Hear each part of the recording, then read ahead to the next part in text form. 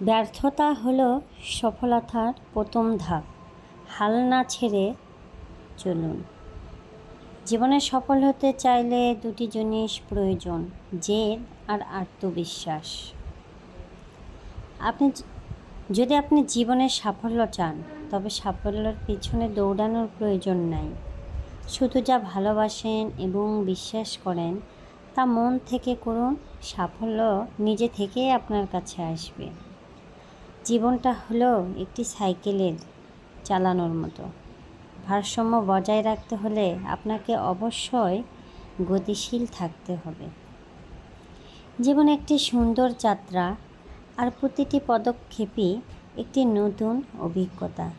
জীবন মানে নিজেকে খুঁজে পাওয়ার জন্য নয়, জীবন মানে হচ্ছে নিজেকে নতুন করে তৈরি করা।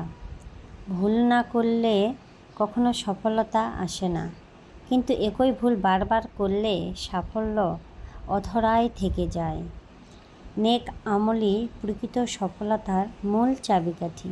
যে ব্যক্তি আল্লাহর সন্তুষ্টির জন্য ভালো কাজ করে, তার জন্য রয়েছে জান্নাতের সুসংবাদ।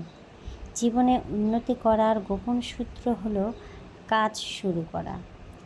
জীবন হলো সুখ ও দুঃখের এক অবিচ্ছেদ্য মিশ্রণ। এক কাপ কড়া লিকারের চা আর একরাশ স্বপ্ন নিয়ে শুরু হোক সবার দিন। আপনি চাইলে পৃথিবী পরিবর্তন করতে পারবেন না, কিন্তু চাইলে নিজেকে পরিবর্তন করতে পারবেন। যেখানে সংশয় থাকে, সফলতা সেখানে ধীর গতিতে আসে। যেদিন থেকে বইয়ের পাতায় হারিয়ে যাওয়া শিখে গেছি, সেদিন থেকেই পৃথিবীর শব্দে নীরব হয়ে গেছি।